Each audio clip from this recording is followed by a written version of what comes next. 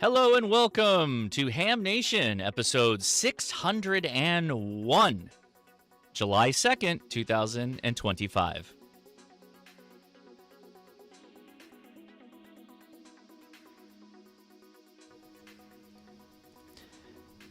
And hello, everybody. I'm Josh, KI6NAZ. Thanks for clicking on Ham Nation here on the Ham Radio Crash Course. A very happy July 4th. It's a little early. We're not going to be with you this weekend, but we hope you have a great time. We do have our wonderful hosts, and let's say hi to them now for our July 4th packed show. Hosts, how are you? Oh, look at that hat. There we go. Don surprised me. I cut to my my shot, and I did get to see his hat, so quite a surprise. Looks like Garth Brooks is joining us today, live from the studio. I don't know about that, but I will tell you about some fireworks that we have coming up on July 4th. That will be the announcement of the 2025 Bill Pasternak WA6ITF Young Ham of the Year Award recipient. I love it. We'll have that on the next Newsline report, which is coming out on Friday, July 4th. So stay tuned for that. Okay. And Gordo, how are you doing today? We're doing fine. We survived field day last weekend, and we're getting ready for the big 4th this weekend. Excellent.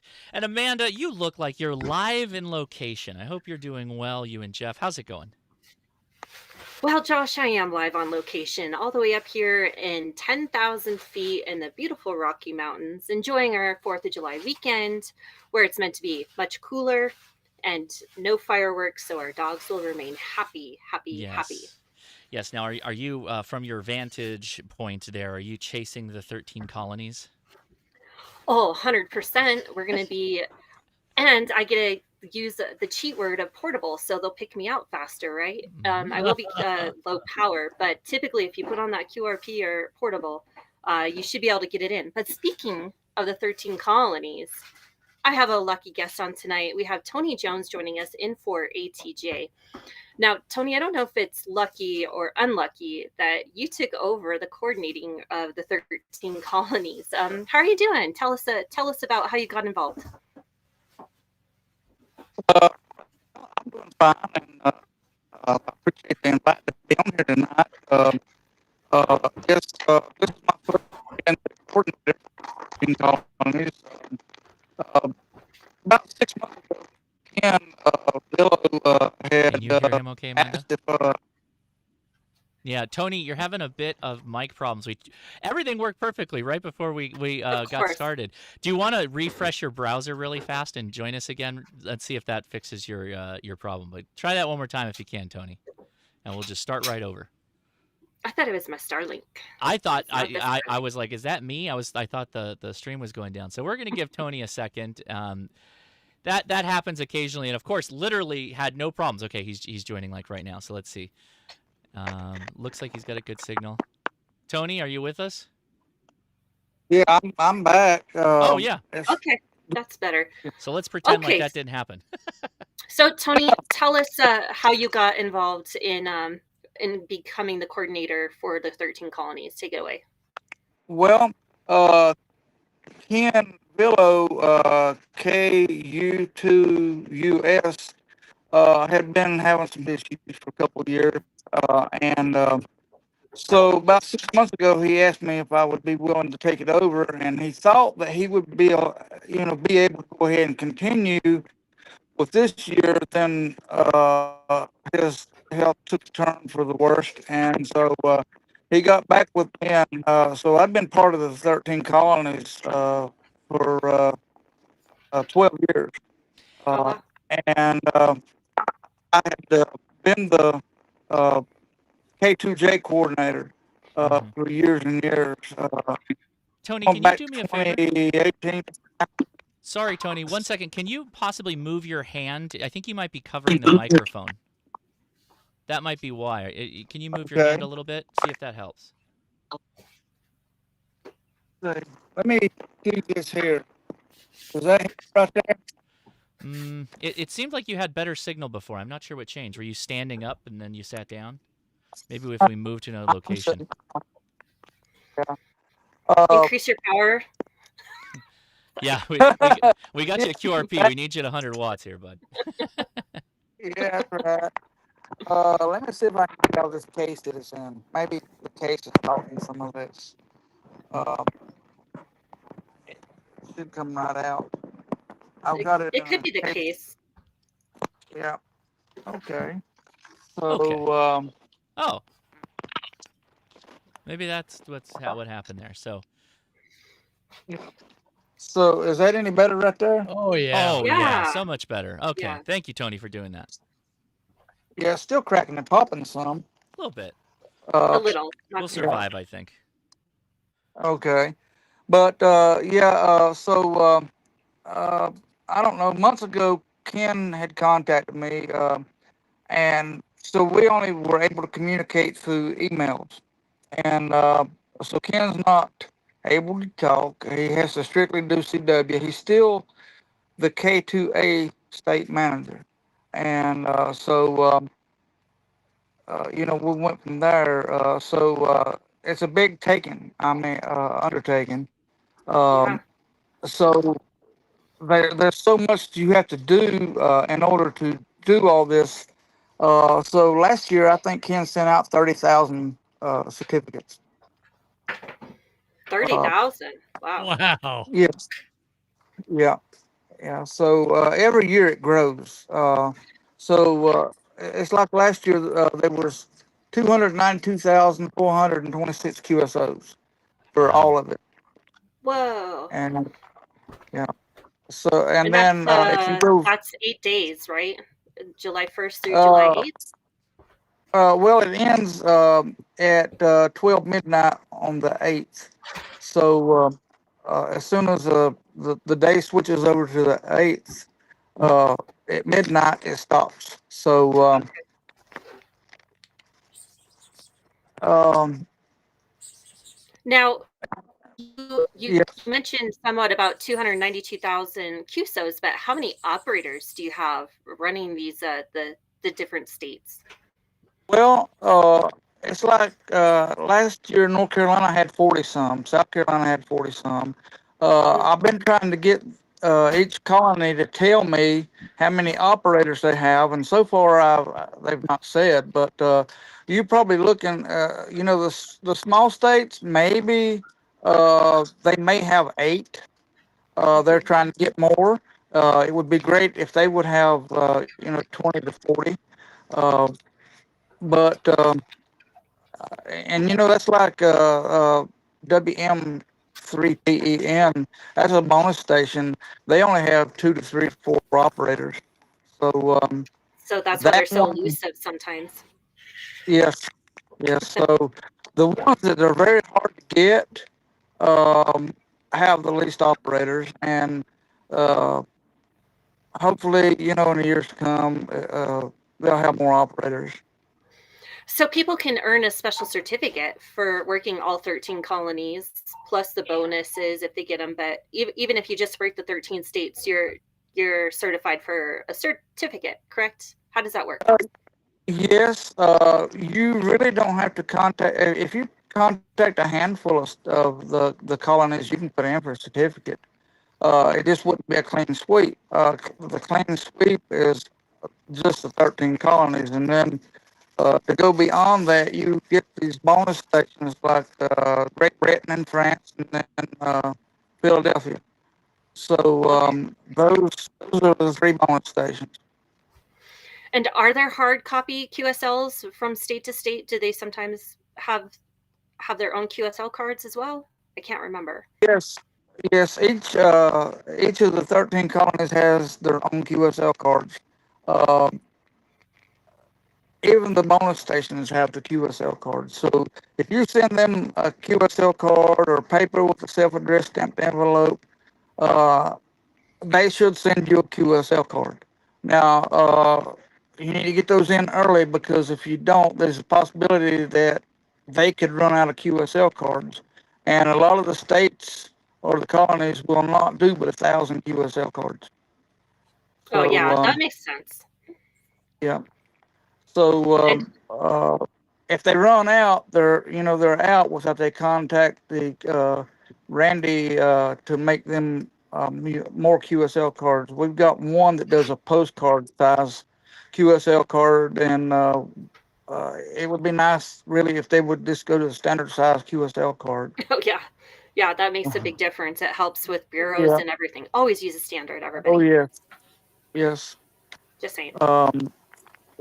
So uh, the from the top 20 operators from each state last year, and this is just the 13 colonies, not the bonus ones. There was 229,289 QSOs, with just the top 20 from each state. So yeah. So and it's like each year, it keeps growing and growing and growing. When it first started, there was like just a handful of operators for each colony, and then Ken had no idea that it would take off like it did. So It's really it's quite the challenge. It's fun. It's extremely yes. fun, and some people say it's a lot easier if you live in those states to get the clean sweep, and then others like me, I think it's easier because everybody's always on 20, and 20 is always long, so I find it pretty easy to put them all in the logs. Oh yeah. But Yeah. and then there's the really crazy ops that try to get all modes, so CW and digital and phone. So Yes. anyhow, Josh actually took time to tune into one of the stations so we could listen to some of these wicked pileups that they're having, and this is what they tend to every day for the next 7 days. Yeah, so Yes. we're listening to North Carolina, hopefully. So let's see if we can hear them. To Juliet, North Carolina, 13 colonies, QRZ.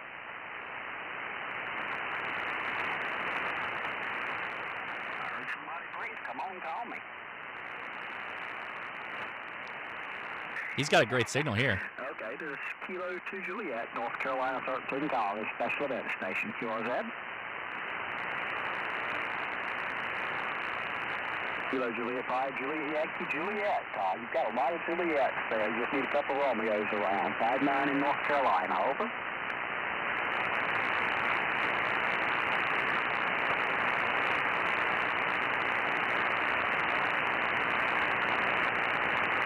Yeah, it slowed down. Station. I hope you have fun with the event. This is Kilo 2 Juliet, QRZ. November 5, Zulu Kilo Foxtrot, 5-9, North Carolina.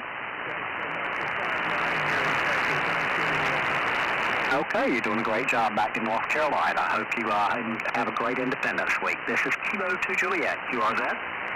I would like to point out something. So you're hearing from my location in Southern California, right, to North Carolina, where he's at. He's coming in really great, and you can hear those other stations barely clipping the noise source. So they got a really good station set up there.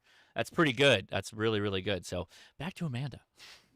Well, thank you. I will point out that I think those were 5 calls working him. So if you weren't pointed that way, it would be hard for you to pick up those 5 calls. But most of the stations that are working as the colonies have excellent setups. I think that's probably why they're chosen. Well, Mr. Tony, is there anything else you want our viewers to know about the 13 Colonies event that's going on? Well, last year we started working. K2J started working with POTA. And so this year, if you look at the K2J card, it shows all the trails where the Revolutionary War was at. And so there's a lot of the K2J operators that are going out and activating parks as K2J. So if you contact one of those operators at one of the parks, you'll get credit, that operator gets credit plus the K2J will get credit. So they've got it all figured out with POTA somehow. But anyway, there's a few other things right quick. We do have a top operator, and then we've got for low powered and high powered, and we've got digital. And then we have the CW operators, and this is all the 13 colonies.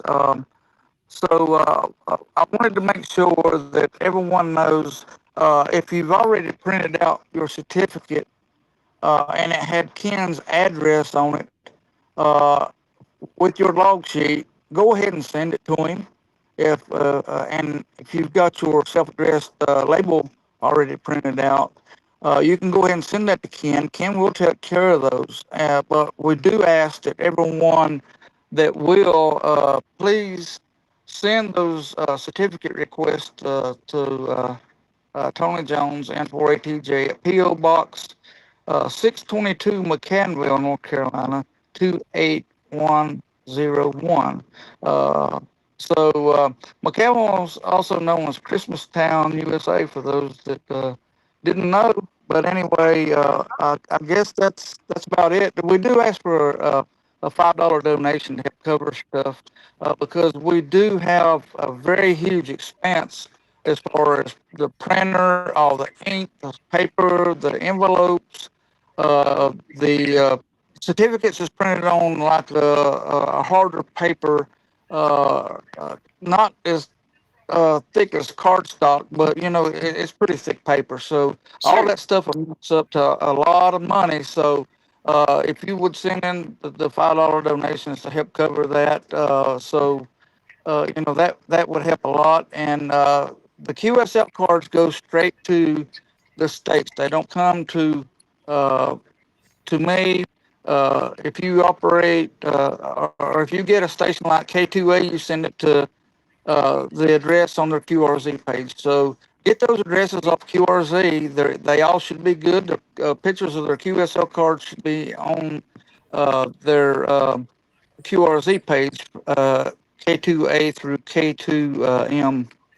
So it should tell you on that where to mail the stuff to. And a lot of them will be uploading their logs once this is over with into the QRZ logbook. And in that way, people want confirmations or get a confirmation that they contacted the K2 / whatever. So anyway, it runs through midnight. As soon as it turns July the 8th, then the event's over with. So yeah, and doubles or duplicates do count. So contact them as often as you want to. Now, there's only one restriction on FT4, FT8. That is limited for the entire event. So K2J couldn't have 2 or 3 operators on the same band. So, or any of the other ones can't either. So I wanted, to let people know that. So, All right. okay. Well, thank you, Well, Tony. We appreciate you, and thanks for all your hard work with hosting the 13 colonies. What you guys are doing out there is fantastic. I'll leave you with Happy Independence Day.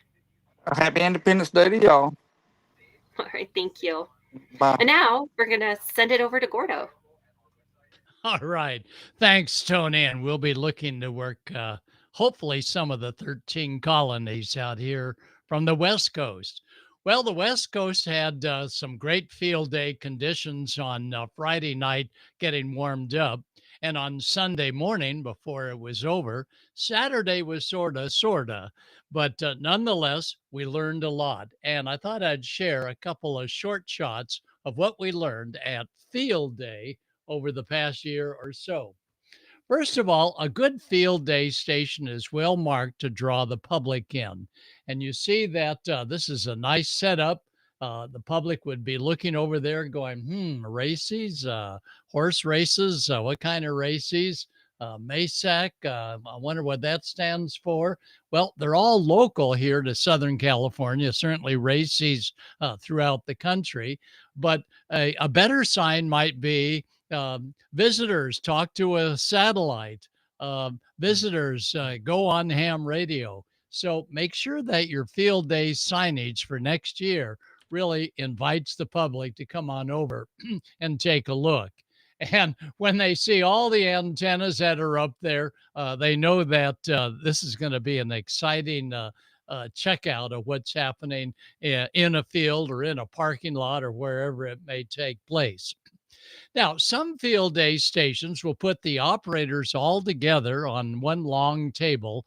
And this is just one part of a long table. And others will field day their operators to individual tents peppered throughout a large ball field. So in this case, we see it's great. they're going to need headphones, certainly, because they're all operating elbow to elbow. So that's something to plan ahead of time. And that is, are the antennas going to be spread out and coax is all going to one spot? Or is everybody going to have their own individual coax run? And of course, most important, and thanks to the American Radio Relay League for their multiple programs for kids, including free membership for kids as well to the league's publication sent email. It's good to have an area just for kids, and you'll be surprised. Those that have a ham license or third party traffic, they really pick it up quick on how to make contacts. And here we see quite a team. One is licensed, the other one is a logger, and kids are our future. So get them involved in field day. Now, here is the one tent per field day station. And here they're spread throughout a large field. This is the Orange County Amateur Radio Club. And boy, they did a fine job. But they're all spread out, so there's not as much camaraderie that you would have. Sometimes they all operate together, but in this particular case, it was a hot day, and they said, "No, I think we'll go ahead and spread out." And as you can see in the background, just some modest antennas. And these modest antennas make for some strong signals. So if you have just a regular antenna, like just a dipole, 0 dB gain, or loaded mobile whips, you'll find that, gosh, why can't people hear me? Do I have a problem with my radio? No, it's field day is strong signals win, and they'll certainly win with those tall antennas. But with all the big tall antennas, anytime you're within about 100 feet of another band, you better have band pass filters. And there's several different manufacturers of band pass filters, but put them on your rig and you're going to cut down any bits of spurious radiation on an alternate band a couple hundred yards away. So good field day stations with big monster antennas or even small ones usually will have bandpass filters just to minimize any interference to another station. Headphones, yeah, absolutely necessary to turn off those that are behind you looking, what is she doing? We hear her talking, but we don't hear anything else. So we recommend certainly headphones, but a Y connector that you may see there in the photo that goes to a small speaker. So those that are visitors that come up behind someone that is operating with headphones, they're going to hear what the heck is going on and get sort of excited when they hear the accent of you East Coasters or wherever the field day station that you're talking to is coming from. So while headphones and a boom mic certainly recommended, be sure and do a simple Y connector and a small little speaker so those coming in to see what ham radio is all about will hear both sides of the conversation. Chip Margelli, K7JA, like Bob Heil, legend in ham radio, and he's trying different types of operation here.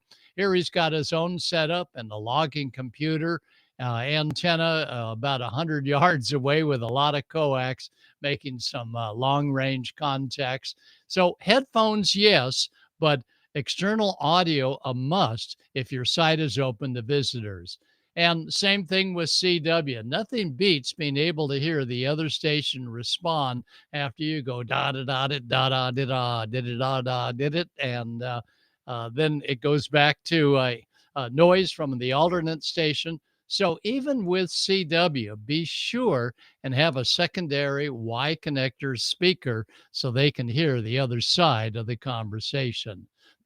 Yep, loops will do it. Loops will certainly work the East Coast, just like small loaded antennas. And loops were very high Q. And they certainly didn't pick up any other stations. And they certainly heard a lot of stations. But, you know, when you're on a loop or a small loaded antenna during field day and you hear someone calling CQ and you go back to them and they come back to not you, but another station. You go, whoa, what's wrong with my rig? Nothing. You just need huge antennas for field day because the word pile up is going to happen every single contact. And getting your antenna up at least a quarter or a half wavelength, well guide is absolutely a good requirement. Here you see they got it up there on Friday night. It was a little windy on that next morning. Well, they just went from horizontal or vertical to horizontal. No, make that horizontal to vertical. And just when you think nothing's going to break, it happens. So have a contingency plan and indeed do the little guy ropes up nice and high because sometimes these small lightweight masts will go 90 degrees with any kind of formidable wind. And certainly safety a requirement, and you want to keep everybody away from standing underneath or being real close to that big tall antenna because when winds hit, you can see that aluminum just goes ahead and sometimes folds, and that's the antenna side of things. Now, anytime we're having an antenna setup party, make sure that folks have hard hats, make sure folks have safety glasses, and a good plan. Here we see the raising of a tower after the antenna has been affixed to it. And I don't see a lot of safety type personal safety gear, but nonetheless, it goes up without incident. A little worried about the thunder clouds in the background, but it goes up. Again, I would always recommend hard hat, safety glasses anytime you're near anything that's going up. And there it is, all up in the air for one field day station. And that's a field day station that at 100 watts, if they hear someone calling CQ field day and they and the whole rest of the world comes back to them, they're going to be the one with this tall antenna that's going to easily work that other field day station. And it's tempting to say, well, I just got to go in and hook the coax up. No, wait a minute. You put up this antenna tower and you forgot the coax. Hey, been there, done that. So here is the operator. I can't really see up close, but I doubt he's got the right safety belt nor the right helmet. This was an errant radio club that just sent me this photo without a name. And so that's a little iffy. But again, we have to muse that how many times have we set up a tall tower and the antenna only to say, whoops, is this coax supposed to be connected up there to the top? And of course, the American Radio Relay League. I hope every one of you are members of the ARRL. Go to my site on the league, arrl.org. Slant bar, Gordon-West, and see what we're doing for instructors. And we have quite a volunteer instructor program that the league offers. And again, they have multiple programs for getting more kids in ham radio. So if your club is a member, and I sure hope they are, be sure and fly that ARRL flag. And this happens. Yep. Every so often, the wind will take down some of these lightweight polypropylene, fiberglass, whatever they are, masts. And the little, or I should say, elements, the elements are lightweight, and you actually wrap wire or not wrap it, but place a small wire right on them, and they make a nice 2-element beam. And even though one may fracture that we see there, and this is what it looks like, they're still on the air. You see that yellow, that's the wire part. So even though it fractures, don't despair and say, well, take it down, throw it away. No, you got to operate 24 hours plus. So make sure it happens. Oh, I love it. Every year I see stations try 160 meters, and it's great. But how are you going to get 160 meters to really play with like a quarter wave antenna and a major, major ground? Well, there it is, a balloon. And the balloon is a great way to go at 0 miles per hour wind. But at 5 miles per hour wind, you're going to see the balloon going way off. At 10 miles per hour, you might as well kiss it off because it's going to be gone. So that's the problem with trying to get a balloon to fly your 160-meter antenna. And that is, it's got to be done in the middle of the night when 160 is propagating, and early in the morning, get it down, because if you don't, it's going to take off and maybe the rig with it to who knows where. And it's always fun to see these signs. We put them up for the San Bernardino Microwave Society's 10 gig stations. And we have a lot of stations up on 10 gigs thanks to ICOM America with their 10 gig add-on unit. And we make sure that people are not standing in front of the horn.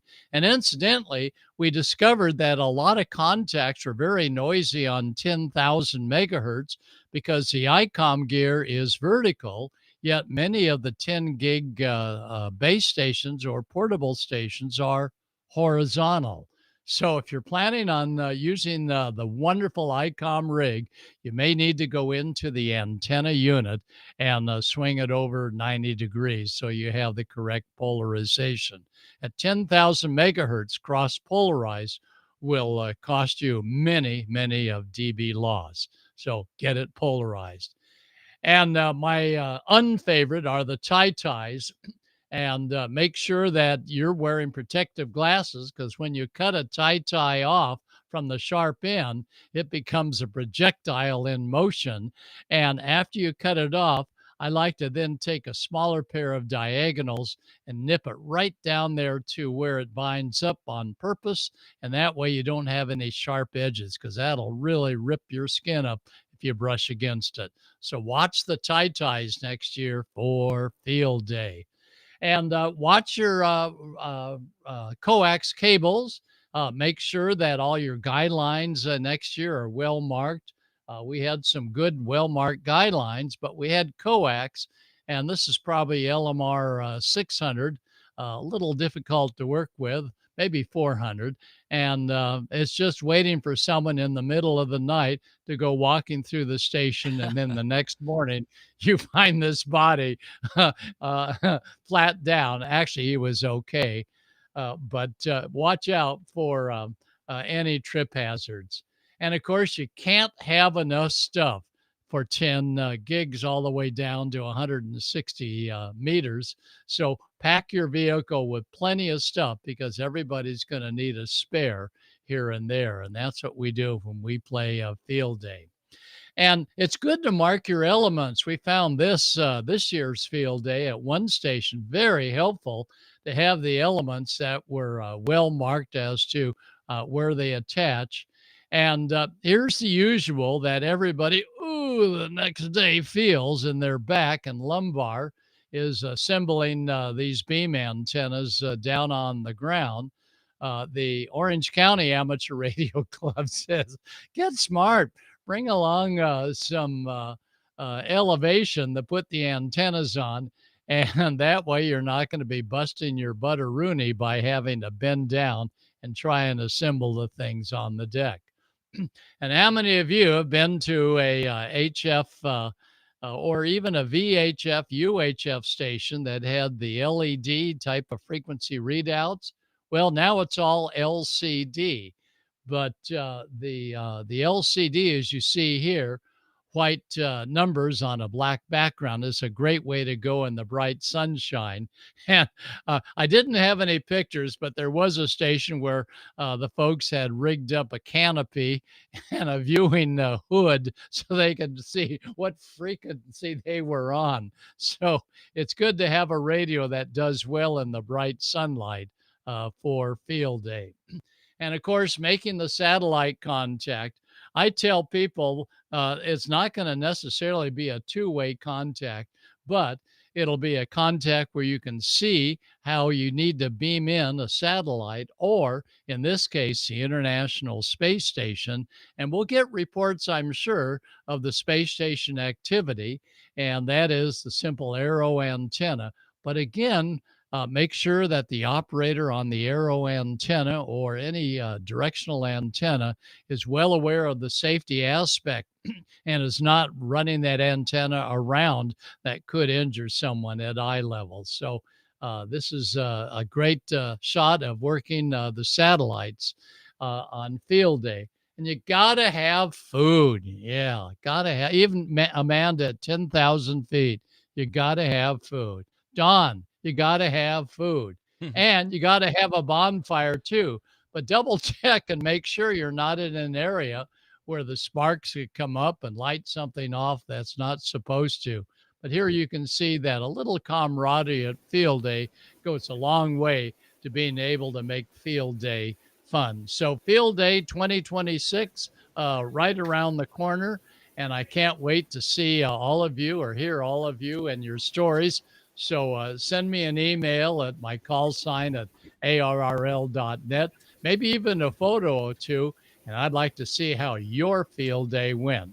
So, Amanda, that's my lessons learned for a great field day weekend this past weekend.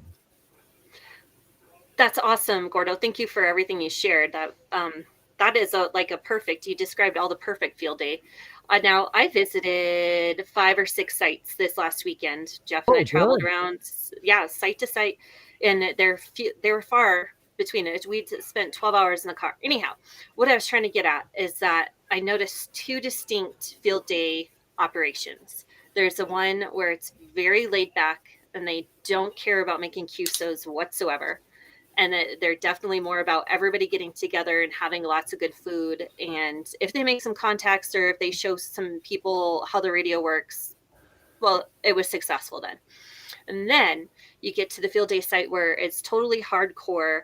Everybody's in their own little camper or comm van, those kind of things. And everyone is I'm on the air. Don't disturb me. I'm on the air. That. So isolated. Even Gordo station was like locked up. So I think we need to find a good balance there. Yes, I am totally competitive. Be hardcore, make the contacts, but also it's still about people being around and coming to check out what you're doing.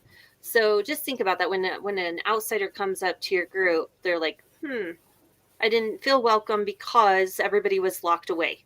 But they're in it for the contacts and the contacts only. So that's just kind of what I viewed. Josh, what do you think? Yeah, we've now adopted the concept of having a triplexer for our hex beam and bandpass filters for everything. So everybody was co-located, which was really nice. So we had actually a family with some young kids, I'm talking 3 years old, get on the air with us that were camping adjacent to us in we were at a campsite. And it worked beautifully. It was a perfect setup. Everybody had a great time.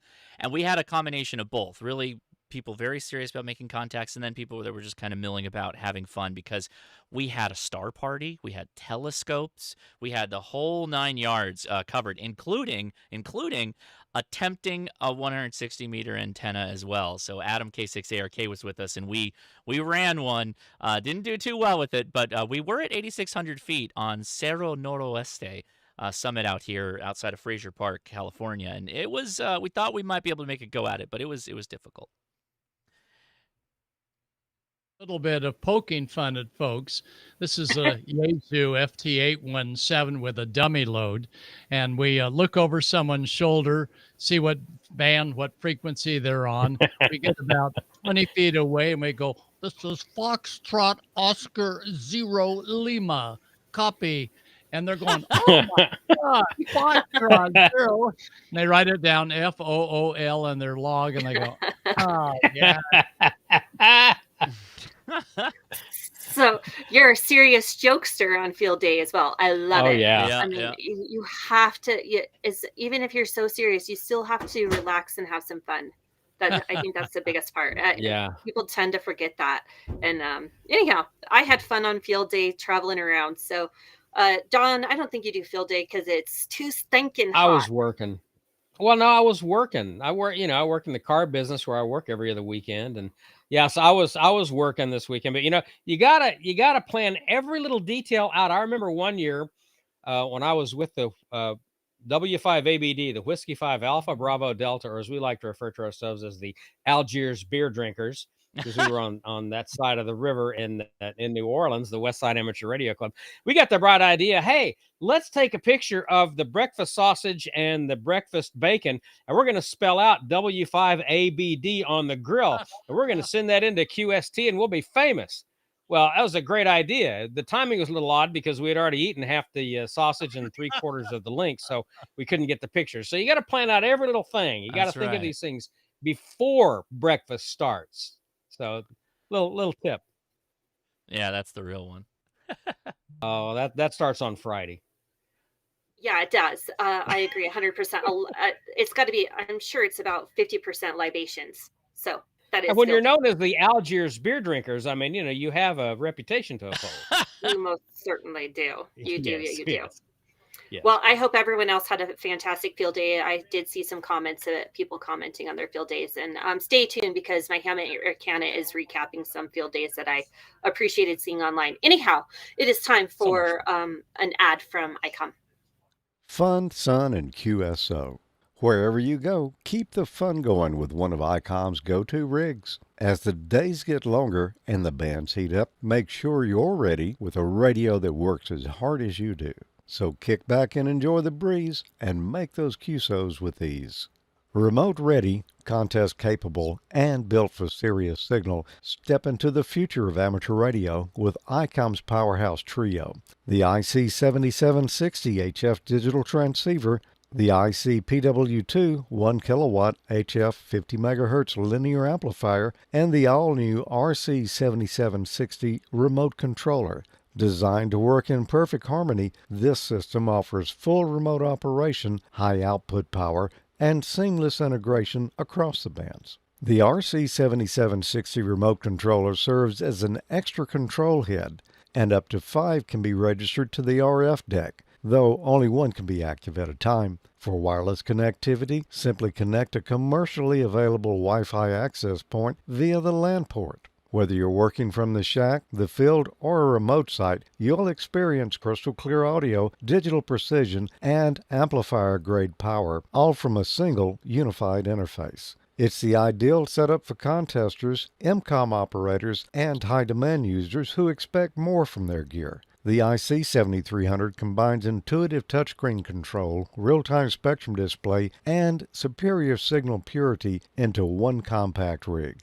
Built for satellite, EME, and weak signal enthusiasts, the IC9700 combines all-mode operation on VHF, UHF, and 1.2 GHz. The IC2730A now features a high-contrast black display. It offers everything operators love: true dual-band operation, independent control knobs, and optional Bluetooth compatibility for hands-free operation. The IC718 is a favorite among new hams and portable operators, offering simple operation, rugged construction, and clean audio with DSP filtering. For more information about all of ICOM's great amateur radios, visit icomamerica.com/amateur today. And a huge thank you to ICOM. We very much appreciate you sponsoring Ham Nation. Every time we go live, if you go to the website, is the first link in the video description. ICOM gives away 3 swag packs. And then at the end of the month, usually the last show we do for the month, we give away a radio. Let's see what ICOM will be giving away this month. The month of July is an IC V3500. So make sure you get your signups in today. But the winners of the swag packs, we have John H. N6UOP, Jason J. KC5HWB. That's Ham Radio 2.0. He won a swag pack. So that's congratulations to Jason. See, everybody wins. Everybody's got a chance, right, guys? Jim B. W8JB, you also got a swag pack. And I want to take a special moment to give a shout out to Shannon, KC1OHT. They are running the Kilo 2 Henry station for the 13 colonies. Said they made about 52 contacts in about 2 hours of operating. So great job, Shannon.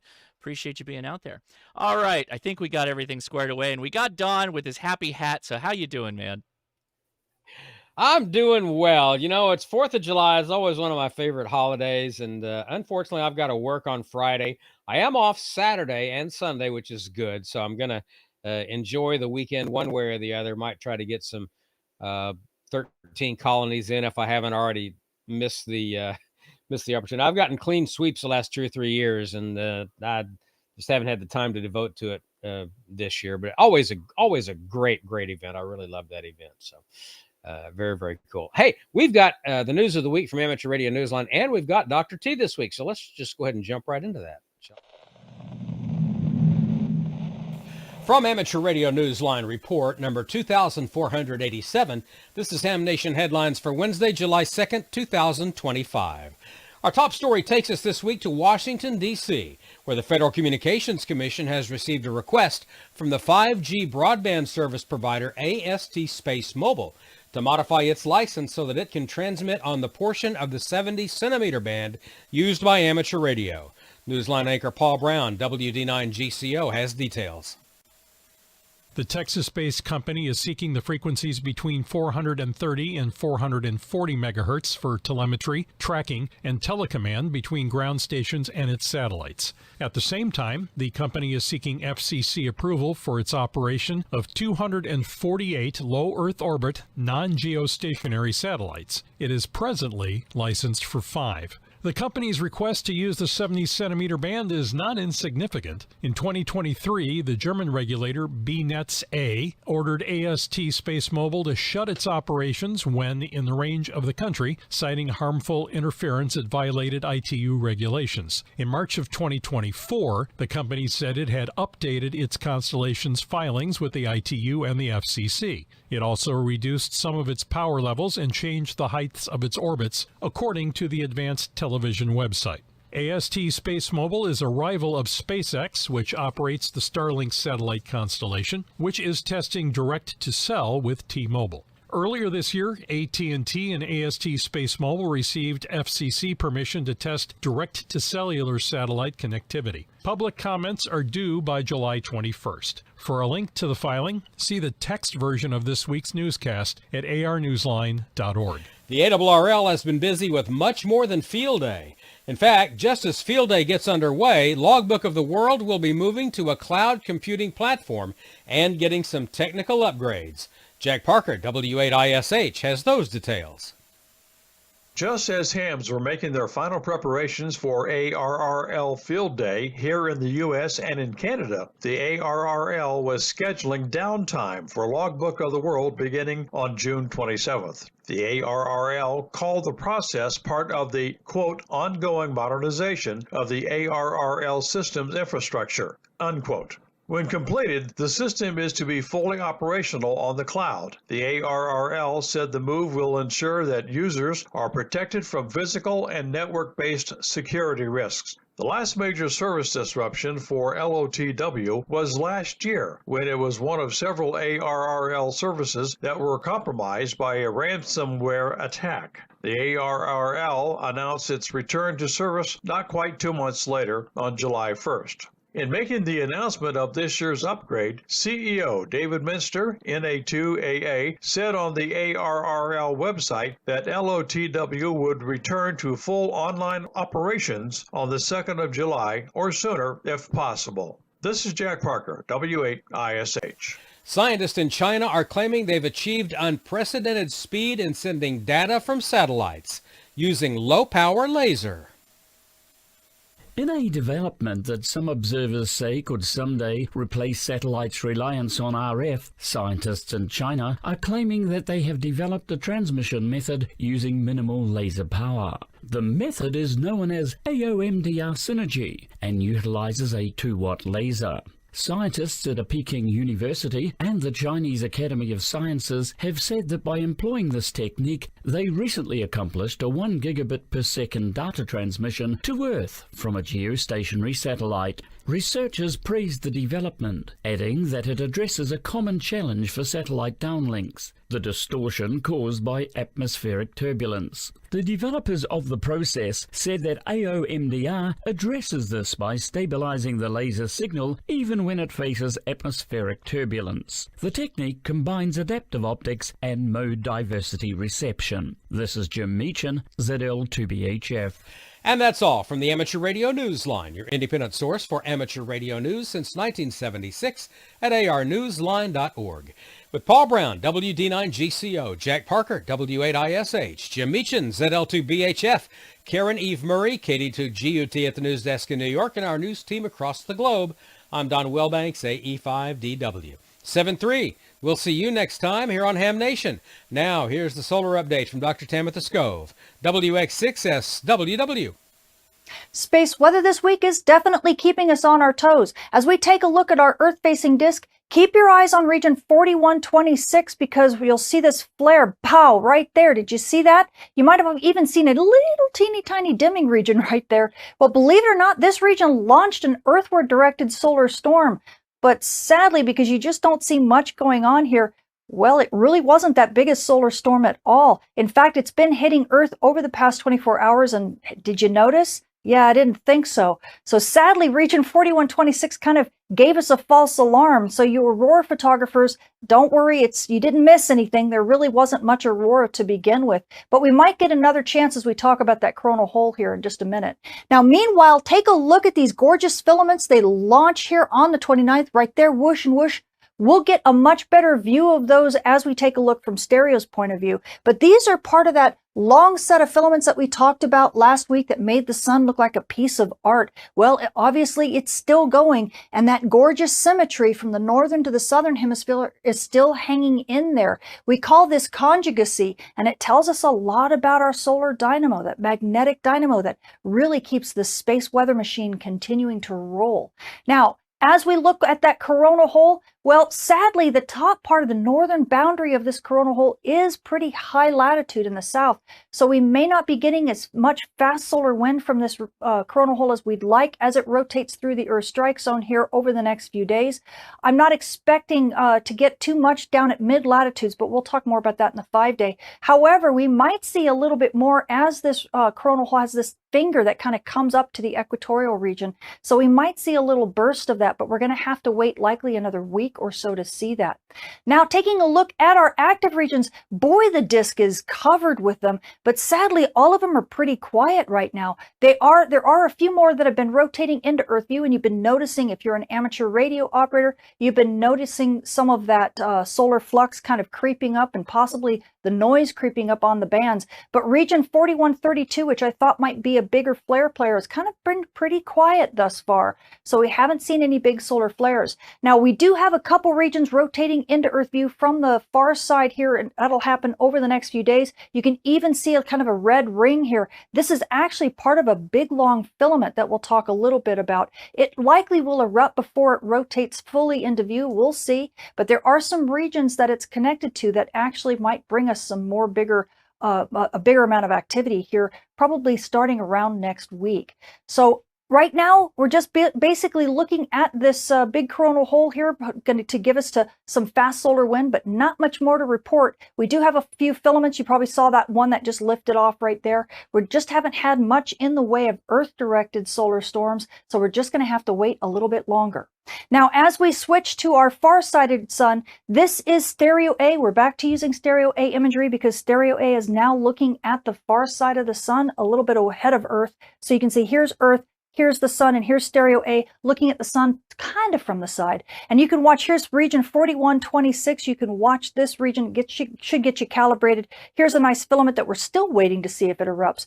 But you can watch these gorgeous long filaments. Remember the ones I told you about? Well, there they are. Watch them launch. Look, whoosh, what a beautiful display that is.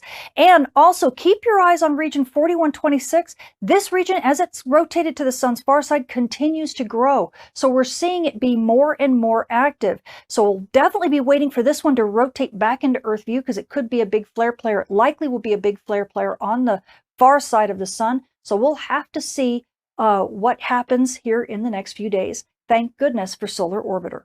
Now, switching to our solar flare and dayside radio blackout outlook over the coming week, we are still sitting in the triple digits for our solar flux. We're at the 130 to about 135, but we are only dealing with minor noise on the bands right now, and that's because none of the big flare players are really big flare players. They're just active regions kind of popping off little stuff. NOAA's giving about a 15% chance of R1 to R2 level radio blackouts, but these are M-class flares, and only about a 1% chance of X-class flares at the R3 level radio blackout. That's going to be easily over the next couple days. I'll rise that just a little bit up to about 20% because we are getting those new regions that are going to be rotating into Earth view here over the next 3 to 4 days, and that could raise our chances for bigger solar flares, but likely keeping it down still at minor noise range because we're just not expecting to see a whole bunch. We don't see any big X-flare players. So amateur radio operators and emergency responders, enjoy this. I know it's field day in the UK here over this next weekend. So the space weather this week has given us a little bit of some false alarms. We do have an Earth-directed solar storm that's hitting us now, and it's not really giving us all that much, but we do have some fast solar wind that is on its way. So aurora photographers, if you're at high latitudes, you might get a bit of a show. It could last easily over the 4th and the 5th before things calm down. Not expecting all that much, and I know it's only the southern hemisphere folks that might get a chance, so wherever you have clear skies, it might be worth a look to your southern horizon. And now amateur radio operators and emergency responders, well, you know, the noise on the bands is beginning to rise just a little bit, but we don't have any big risks for R1 to R2 level radio blackouts right now, and definitely no risks for big solar flares at the R3 level radio blackout. So you folks in the UK who are doing your field day, you should be all happy there because you should get some decent contacts. And now you GPS users, well, you know, we're going to have maybe some mild storming on the night side, but it shouldn't be all that bad. And on the day side, well, we've got some pretty decent quiet. We don't have some big radio blackouts to worry about. So overall, as long as you stay away from aurora and you're vigilant during dawn and during dusk, your GPS reception should be pretty top notch. I'm Tamitha Skov, the Space Weather Woman. Thank you for watching. Oh, it's so nice to have a Dr. T report back. We've been missing you, Tamitha. Thank you for providing us all the great information that you do. Be sure and follow her on X at Tamitha Skov, her YouTube channel as well, and spaceweatherwoman.com. Once again, we do know the name of the Young Ham of the Year recipient for 2025, but I can't tell you yet. We're going to release that information on Friday for the very next Amateur Radio Newsline report, released Friday morning. In fact, it may even come out tomorrow. You never know. But nonetheless, we'll have a press release coming out, and then we're going to have a pretty cool little surprise for Ham Nation viewers in towards the end of the month. We've got something kind of special planned, so to go along with the Young Ham of the Year thing. But anyway, I'm going to turn it over to a little lady that, my God, she's finer than frog hair. I tell you what, Amanda, back to you there, darling. Well, thank you, honey. I'm so excited. I can't wait to find out who he or she is going to be for the winner. I don't know who all was nominated, but I will tell you, this person is well deserved. This person has been nominated multiple times, and this person was always like, you know, it was like it's up to the last two, and you could put them both up on the wall and throw a dart, and you'd be happy with either of them. Well, this time, this person was head and shoulders above the rest, and she should be. I said she should be familiar to Ham Nation viewers. So there, I just gave you a hint on that. That was a Freudian slip of the tongue. So anyway, there you go. You'll find out more later on Friday. You'll find out exactly in a day or two. No problem. That's exactly who it is. Yeah. Here, wait, hang on a sec. Let's do this here. Let's give I mean, I'm not a man in black, but yeah, there, you've forgotten everything. It's fried our memories. Oh no. What were we saying? All right, Amanda, let's get into the Hammett Canada or whatever. Hammett. Okay, let's roll with it. I am in control of this one, Amanda. You tell me what's happening here. This is the first one, right? So, yep, this is just my QSO. So I had talked about how I traveled for 12 hours and 2 hours at sites. Then I came home. We turned off the power to our radio and went on generator power, and I made 166 QSOs in about an hour and a half. around 11:30 that night. So that's just my little. I Wait, still made cues. let me make sure I understand this. You drove for 12 hours and came home and cranked 166 contacts. I am really good at making contacts, but I yeah, think so. Apparently. Man.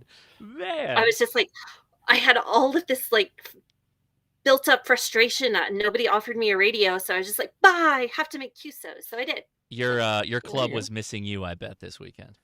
They were. They I totally bet. were. I bet. I mean, I usually can do about 100 an hour, but with QRM, it starts to go down to about 75 an hour Yeah. during field day. Wow. Anyhow, go. Let's move on. What do we got now? All right. Oh, this is the whole point of field day right here. This tweet. Yep. As a brand new 2.5 weeks ham, I had an amazing AWL field day with W1BOS. By the way, I have them in my logs that night. Mhm. I made my first You may have contact talked to ever on this 20 guy. meters. I know I might have under the watchful eye of Brendan and Joe. So Brendan and Joe, what you did was awesome. And Joe, I think that's your name, who tweeted this. Fantastic. I'm glad you had an excellent time. And this is 100% what field day is about. So Definitely. thank you for Absolutely. sharing. Yeah. Tip of the hat to those guys. Yeah, totally. All right. What is this? Okay. I think this is like some kind of stuff a that he drone. looks through for. Looks like That's a drone. a drone? Maybe not, because it says mail on it. So I was wondering if this helps them do all their azimuth and L and stuff for making satellite contacts, because this guy mentions the Eris space station and stuff. So I think they were planning out their satellite contact, but I don't know. I've never seen anything like it. Maybe he uses some kind of a spotting scope for his It looks like neat, that, though. right? Yeah. Also note, look at that tower they have set up. That is Yeah. impressive. Look at that. I bad saw boy. some pictures of some pretty impressive towers. I don't know. You can go to the next one now. Okay. And this one might be it. No, these people went all out. Look at that field day cake. Nice. Love it. Amazing. Love I that. do too. Love the little applique Everybody of the needs logo. Beautiful. I know. And matching Good Very job. nice. cloths. I don't even know what club that is, but that was cool. So glad I ran Martha into Stewart, obviously a member. that. This is just, yeah. I know This is so Shuey. funny. I met him at the HRO in Anaheim. When your POTA goes bad, you go to the pub. So, Yeah, you do. basically, they struck out on their POTA, but they did They got some wings though. Uh-oh, did we lose Amanda? appetizers. Oh, That is. you're but- back. There she is. Starlink caught up. You're good. Okay. Anyhow, a lot of appetizers to fill that emptiness of that POTA. Okay, this is a what am I? I don't know what this is. Well, that looks like a steak of some kind. Is So that all it is? it like- looks like a piece of angle iron with that orange thing looks like it's 3D printed. It's a mast. Oh, you know what it could be? So this is just a thought. Those telescoping masts, when you fully extend them, the bottom end plate, the cap can be taken off, and you can slide it onto something that is the proper diameter, and that thing might be the thing that is the proper diameter. Could very well be. Okay. I have I something. was similar to that. clueless. I felt pretty lost about. I don't even know what they're trying to describe. So I need to see it in use. Yeah, Robbie. Evidently to help me out. Yeah, it's a tent stake, but I think he's using it because he mentioned POTA and portable. I think he's using it as a buffer for the bottom base of a telescoping mast. That's just my Okay. hint, my hunch, but yeah, because it's got a little Okay. flange on the bottom. This Look at that. everything in Texas is bigger. That's amazing. I love their tower. Like Look at that it's thing. just huge. I So big. don't know if it belongs to the club, but they're at a Texas park because they have a Texas park ranger with them, which was really awesome. And this is the Texas park that tweeted this. So they're very happy to be hosts for field day, which is awesome too. Nice. I love when the parks sometimes the cooperate and parks they're are- cool. Yeah. I know. I love that. So good to see Sometimes that. you just they're like, Ham, what? What's that? Yeah. What are you gonna you? be doing? Ham sandwiches? What? Yeah. Yeah. You want to Oh, do we're what? So We're Okay. we're brisket people around here. We don't do ham. So I grabbed this one because I haven't seen Angel in a really long time. So this is how Puerto Rico gets Oh, down on their field yeah. day. Nice. Totally cool. So Angel, thanks for sharing that online. And Yeah, sorry, it's really blurry to me, but they Love it. They do it right. They got the grill going, they got the contacts going, they got the friends going, everything. It was just it looked like it would be a fun time. So, and it was funny. Another one of their pictures was I think their banner and the radio connects, with the ARRL. It was all in Spanish. It was really cool. Oh So, yeah, that's cool. Very cool. Yeah, That's nice. this just makes my head hurt. Oh my god, Looks awful. like my shack. That's pretty close. I like that he's got 2 keys. He's got to show off his Magali sculpture. I think he's on the right, but I don't know what the one on the left is. But then that's a memory keyer underneath it, and 2 computers, folks. 2 keyboards for 2 computers. That's got all a Mac things. and a Windows machine. Looks like from the looks of it. That's exactly what it looks like. Yeah, got them both going. Yeah. I know, what's the thing with the knob? That's his VFO. That's great. Oh, okay. And So those it's just like a memory little- keys, like so that he can push those buttons and they'll do things. Oh, nice. Yeah. Okay. Well, it still Every makes my shack. brain Sweet. hurt. It's the every shack I like picture. It is. Yeah, it really. I mean, at least it just goes to show you that not every shack is perfect. Yeah, that's right. This is just like, what am I? And actually, I have 2 points to this photo. The first is that they're doing safety right. Yes. So everybody's like yes, hatted up, hard hats, gloves mostly, eye protection, everything. So awesome. I got their lines are marked and tagged. So, but I don't know what that is. It looks Some like kind a of like crank crank up tower. Yeah, but looks like it. I don't know what it is. But it was mostly to point out that like safety was first on their mind. So way to go. Yeah, good job. Yeah, I can't count how many pictures I saw that was not safety first. Oh, this. Oh, here we go. AI photo blog incoming. Look That's so at the funny. blog title.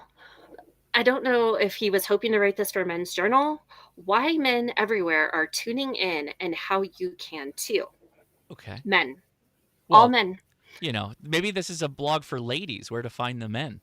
That's what my wife says. Is some of the best husband material are ham radio operators. Well, She clearly, tells duh. that to her friends. I was really hoping this was satire. I'm like, it's got to be. Like, I'm reading it. So go to the next photo. And he's got like key points and all these things. The joy of experimenting. Why this hobby hooks men so deeply. We are talking about ham radio on this, right? Like, where are the youth? And like, who is that? It just really only hooks men? That's not okay. I was just. It is so irritating. It is very male centric. He's painting a picture here that like other folks won't enjoy it, which we know is just not true. It is completely tone deaf. Yeah, that's all I gotta say. But I didn't like the article. What is this? The AAA State of Play's Guide for Beginners that they referenced down there? I don't understand. I don't know what that. Don't click. I'm afraid to click on it. I'd be afraid to click on it.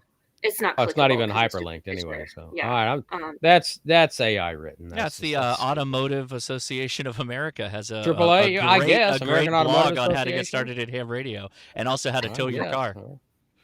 Anyhow, people were sharing this online, and this guy is Alrighty it's just his blog or whatever. But just get real. Anyhow, okay. I think that's the end of him. Maybe. Yep, I think so. Yep. Okay. Nicely done. There you have it. I mentioned before we went live that we had like 35 to 40% of our participants in field day being females.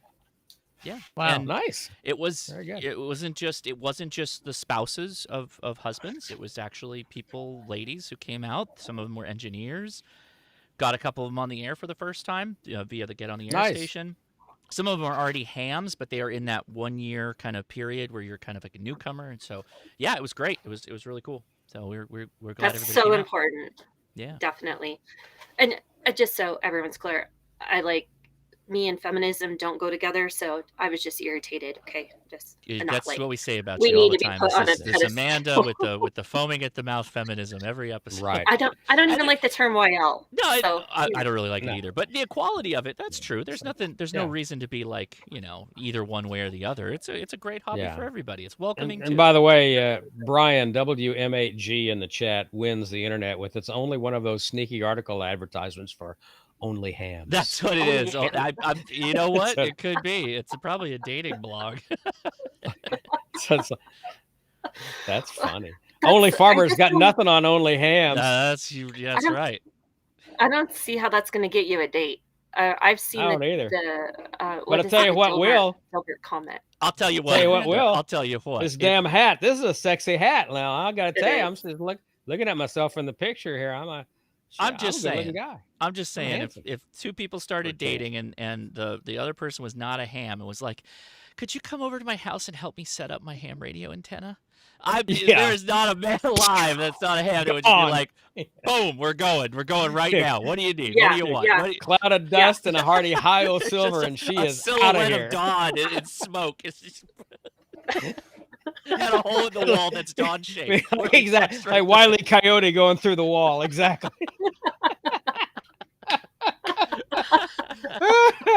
Oh my God. Yeah. So, That's yeah, so funny. Brilliant. Lord. That's brilliant. Okay. Well, everybody, first be safe this weekend. Don't blow yourselves up or anything. you need all your hands to operate that PTT. Yes, you folks. do. Come on Yeah. now. Fireworks right. are kind of a taboo thing here in Colorado, so we're like, meh, Yeah. whatever. Yeah. But some states go crazy, so be safe. Yeah. And get on the air and work the 13 colonies. I know I'm going to be doing it all weekend, so looking forward to it. Excellent. There you go. And we'll look for pictures because you know how we are when we go camping. We post a lot. So, Well, anything anybody got to mention before we head out of here? oh, some nets. Yeah. Yes, nets. Yeah, the Nets. Yeah. What's the Yeah, next one? Kev's probably on 7192, and Paul K9 PTF is doing 14 Charlie D-Star. So there you go. Excellent. I will mention Nice. that I've got good news. There is a much beloved digital mode that we thought was going to disappear and not be updated anymore. There were 2 updates pushed recently with some pretty big updates that we're going to be talking about on this Saturday's live stream. So Oh, nice. big excited for that. Definitely be checking that out live and see what all those new features are. So make sure you come out to the Saturday show. Thanks everybody for being on. Appreciate you. Have a great rest of your weekend. Stay safe for 4th of July. All right. Well, 73 then. Take it easy, everybody. 7-3. That's right.